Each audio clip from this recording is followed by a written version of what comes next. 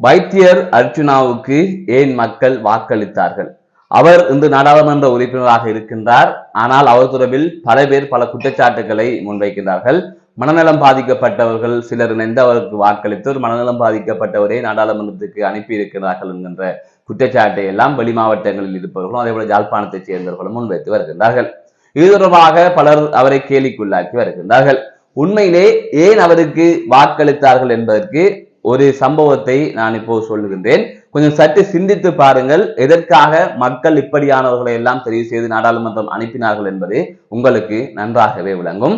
அதன் அடிப்படையில் இந்த தொகுப்பை முழுவதுமாக பாருங்கள். யாழ்ப்பாணம் பருத்தித்துறை கைக்கோவளம் எனப்படுகின்ற பகுதியில் வெள்ள அனர்த்தம் காரணமாக அங்கு இடைத்தங்கல் முகாம்களிலே மக்கள் தங்க வைக்கப்பட்டிருந்தனர். அப்போது அவர்களுக்கு உணவு கொடுக்கவில்லை என்று அந்த பகுதியைச் சேர்ந்த கிராம சேவகருடன் சிலர் முரண்பட்டிருந்தார்கள். அந்த சந்தர்ப்பத்தில் தனது கடமைக்கு இடையூறு விளைவித்ததாக அந்த கிராம சேவகர் போலீஸ் நிலையத்திலே ஒரு முறைப்பாடு ஒன்றினை பதிவு செய்திருந்தார். அதனைத் தொடர்ந்து அவருடன் முரண்பாட்டில் ஈடுபட்டார்கள் என்கின்ற குற்றச்சாட்டில் 2 பேர் கைது செய்யப்பட்டு போலீஸ் நிலையத்தில் விசாரணைக்கு உட்படுத்தப்பட்ட நிலையில் கடந்த 2ஆம் தேதி பருத்தித்துறை நீதவான் நீதிமன்றத்தில் அவர்களை போலீசார் முன்னிலைப்படுத்தியிருந்தார்கள்.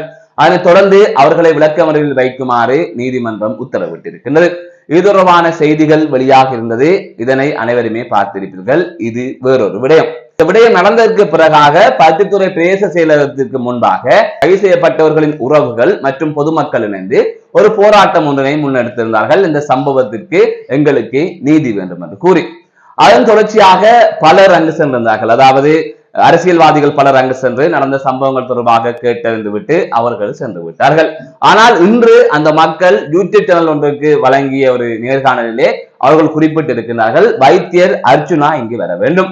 பிரச்சனை என்று சொன்னால் அவர் மன்னாருக்கு போகின்றார், ஏனைய இடங்களுக்கு போகின்றார். அதே போல இங்கு வந்து அந்த கிராம சேவகரை தட்டி கேட்க வேண்டும். தொடர்ந்து கிராம சேவகர் பழிவாங்கும் எண்ணத்தில் அல்லது தன்னிச்சையாக பல வேலைகளை செய்து வருகின்றார். அவர் எமது பிரதேசத்திற்கு வேண்டாம், அவரை இடமாற்றம் செய்ய வேண்டும் போன்ற கோரிக்கைகளை அந்த பொதுமக்கள் முன்வைக்கின்றார்கள். அதனை தாண்டி வைத்தியர் அர்ச்சுனா இங்கு வந்தால்தான் இதெல்லாம் சரியாகும், அவர் வர வேண்டும், அவர் வருகின்ற போது நாங்கள் அவருக்கு முழுமையான ஆதரவை வழங்குவோம் என்று அவர்கள் அதன் போது கூறியிருந்தார்கள். ஆகவே இந்த காணொலியை ஆரம்பிக்கும் போது ஒரு விடயத்தை கூறியிருந்தேன், ஏன் வைத்தியர் அர்ச்சுனாவுக்கு அந்த மக்கள் வாக்களித்தார்கள் என்பதை நீங்கள் புரிந்து கொள்ள வேண்டும் என்று. இப்போது சம்பவத்தை சொல்லிவிட்டேன், உங்களுக்கு ஓரளவு விளங்கி இருக்கும். மக்கள் ஒரு ஆதங்கத்தில் இருக்கின்றார்கள். மக்களுக்கு ஒரு அநியாயம் நடந்தால் அதனை எப்படி கேட்பது, அந்த சம்பவத்துக்கு எப்படி தீர்வு பெறுவது என்பதெல்லாம் பெரிய அளவில் தெரியாது. பல இடங்களில் பல பாமர மக்கள் இருக்கின்றார்கள், அங்கு பல அரசு அதிகாரிகள் இருக்கின்றார்கள். ஆகையால் அவர் ஒரு அநீதியை செய்கின்றார் அல்லது அவர் சரியாக அவரது சேவையை செய்யாத போது இவர்கள் தட்டி கேட்கின்ற போது இவர்கள் சட்ட நடவடிக்கைக்கு உட்படுத்தப்படுகின்றார்கள்.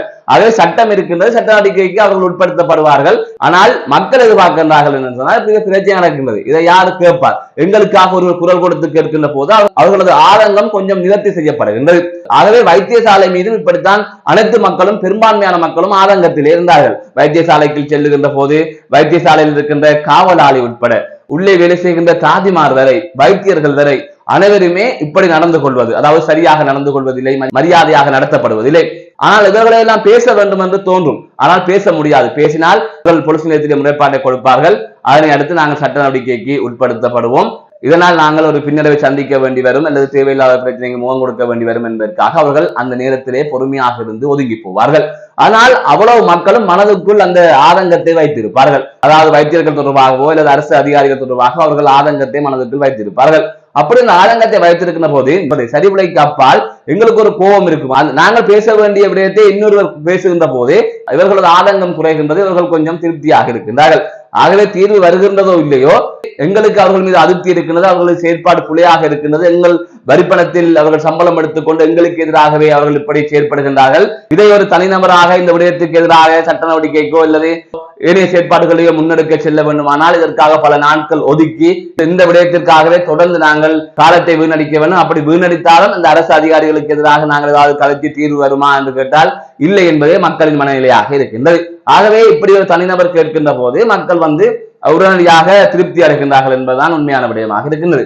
அதன் அடிப்படையில் தான் எத்தனை அரசியல்வாதிகள் தற்பொழுது கற்கோளம் போதிக்கு சென்றாலும் அங்கிருக்கின்ற மக்கள் அர்ஜுனா வர வேண்டும் என்று நினைக்கிறார்கள். ஏன்னு சொன்னால் அர்ஜுனா வந்தால் இந்த விடயத்தை வெளிப்படையாக கதைப்பார், 4 கேள்வியை கேட்பார், பேசுவார். அப்படி இருக்கின்ற போது அப்படி நடந்தால்தான் எங்களுக்கு திருப்தியா இருக்கும் என்கின்ற அடிப்படையில் தான் அவர்கள் இருக்கின்றார்கள்.